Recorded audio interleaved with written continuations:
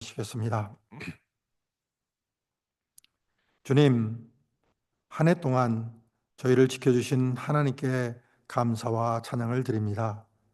저희의 삶과 교회를 주님의 은혜로 채워주시고 매 순간마다 동행하신 사랑에 감사를 드립니다. 주님의 이름이 온 땅에 높임을 받으소서. Lord, we give you thanks and praise for keeping us throughout this past year. Thank you for filling our lives and our church with your grace and for walking with us every step of the way. May your name be exalted on all the earth. 하나님 아버지, 한 해를 돌아보며 저희의 부족함과 연약함을 고백합니다. 때로는 주님의 뜻을 따르지 못하고 이웃을 사랑하지 못했던 저희의 죄를 용서하여 주옵소서. 저희 마음을 정결케 하시고 새해에는 더욱 주님을 닮아가게 하옵소서. Father God, as we reflect on the past year, we confess our shortcomings and weaknesses. Forgive us for the time we failed to follow your will and love our neighbors as you have commanded. Cleanse our hearts and help us to become more like you in the coming year. 감사합니다. 주님, 이 해를 보내는 가운데도 우리의 기도를 들으시고 응답하셨으며 우리가 어려움 속에서도 포기하지 않도록 붙들어 주셨습니다. 우리 교회와 가정과 삶 속에서 일하신 주님의 신실하심을 찬양합니다. Thank you, Lord. You have heard and answered our prayers throughout this year, holding us steady even in the midst of our trials. We praise you for your faithfulness in our church, our families, and our lives. 새해를 시작하며 저희의 모든 삶을 주님께 맡깁니다. 주님께서 앞서 행하셔서 저희의 길을 인도하시고 새 힘과 지혜로 채워주소서. 특별히 저희 교회와 성도들 그리고 그 각 가정을 축복하셔서 주님의 사랑과 은혜를 세상에 전하는 통로가 되게 하옵소서. As we begin this new year, we entrust all our lives to you. Go before us, Lord, and lead us in your way, filling us with the new strength and wisdom. Especially bless our church as members and our families so that we may become vessels of your love and grace to the world. 사랑의 하나님, 이 시간 주님의 말씀을 이제 듣고자 합니다. 우리의 마음을 열어주셔서 주님의 음성을 듣게 하시고 그 말씀을 삶 속에 순종하게 하여 주옵소서. 말씀을 전하는 종에게 성령의 능력을 더하여 주시고 듣는 우리 모두가 하나님의 뜻을 깨달아 새해를 주님의 은혜 안에서 시작하게 하옵소서. Loving God, we are about to hear your word. Open our hearts to hear your voice and give us the grace to obey it in our lives. Empower the servant with the Holy Spirit and help us all to understand your will so that we may begin the new year in your grace. In Jesus Christ's name we pray. 예수님의 이름으로 기도드립니다. 아멘.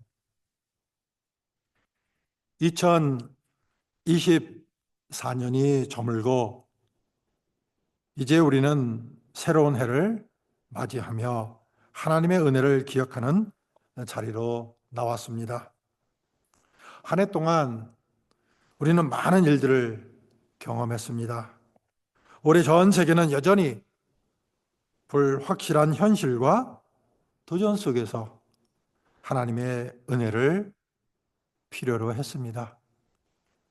전쟁은 여러 지역에서 계속되었고 기후변화는 우리의 일상과 환경에 큰 영향을 미쳤으며 경제적 불안정은 사람들의 삶에 많은 어려움을 가져왔습니다. 이 모든 상황 속에서도 하나님의 은혜는 여전히 우리를 붙들고 계셨음을 고백하지 않을 수가 없습니다.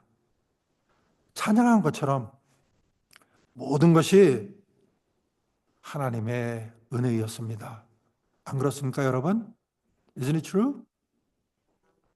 우리 교회는 주 안에서 행복하게 신바람나게 주님과 이웃을 섬기는 교회라는 비전을 품고 2024년을 달려왔습니다. 이 비전은 우리에게 기쁨과 열정을 주며 하나님의 사역에 동참하도록 이끌어 주었습니다.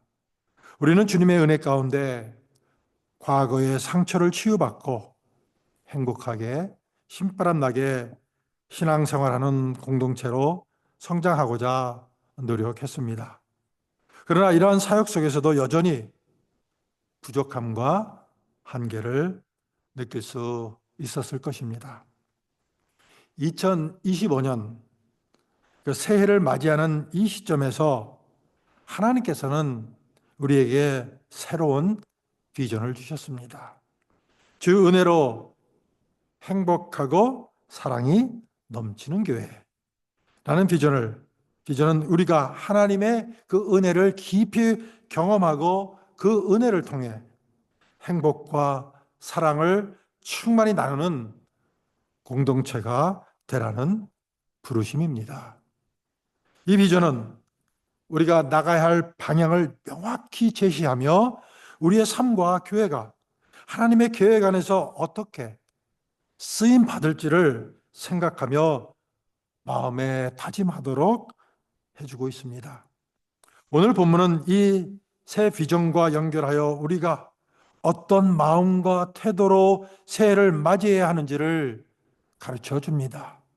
창세기 13장의 그 아브라함은 우리의 믿음과 삶의 방향에 중요한 통찰을 제공합니다. 아브라함의 삶에서 중요한 그 전환점은 조카 롯의 떠남으로 시작되었습니다. 롯과 아브라함은 애굽에서 돌아와 재산이 많아지면서 그 목자들 사이에 다툼이 일어났습니다.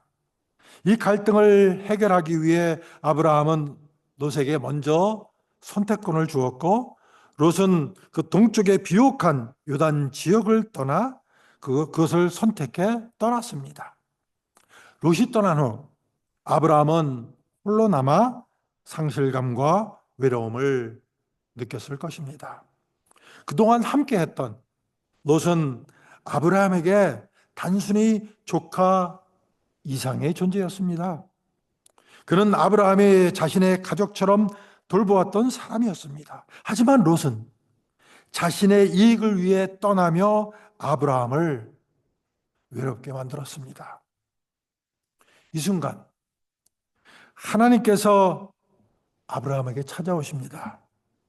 하나님은 아브라함에게 너는 눈을 들어 너 있는 곳에서 북쪽과 남쪽 그리고 동쪽과 서쪽을 바라보라고 이렇게 말씀하십니다.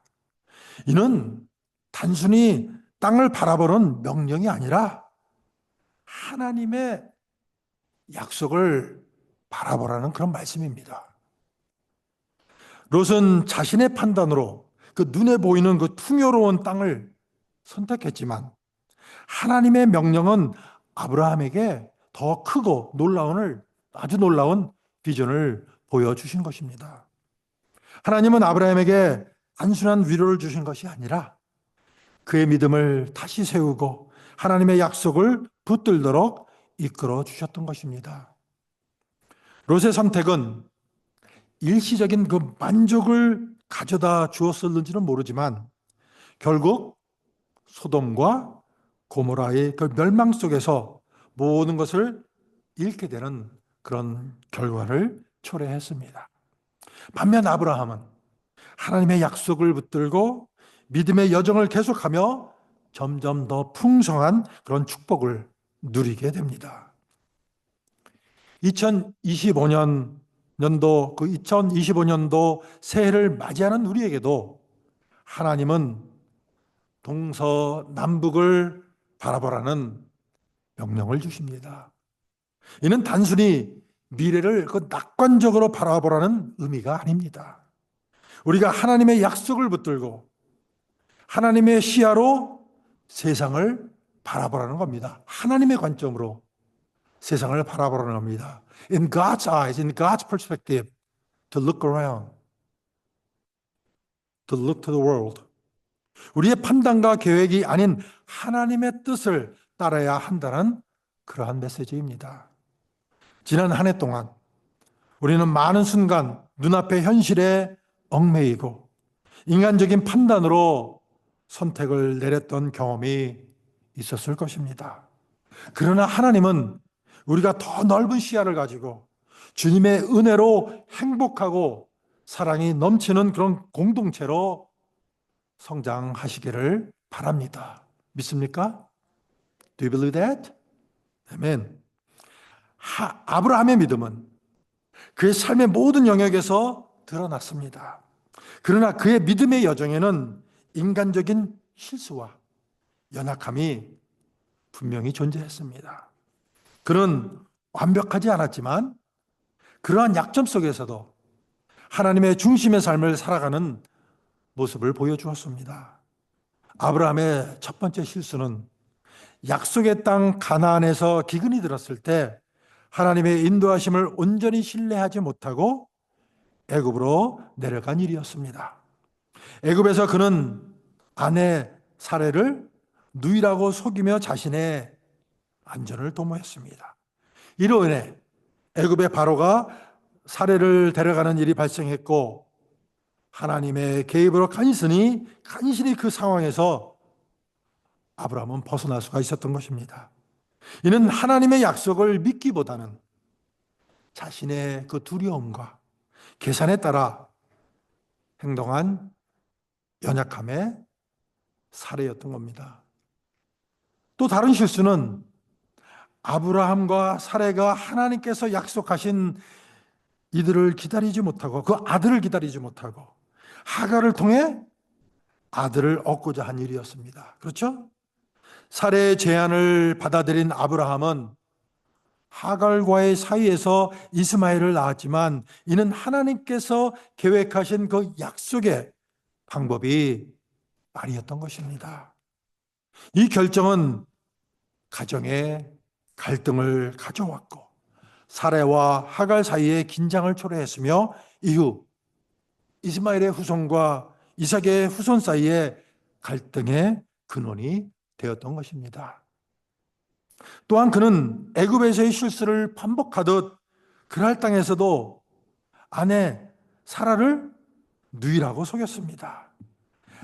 아비멜렉 왕이 사라를 데려가는 일이 발생했지만 이번에도 하나님은 아브라함을 지키시기 위해 아비멜렉에게 직접 개입하셨습니다.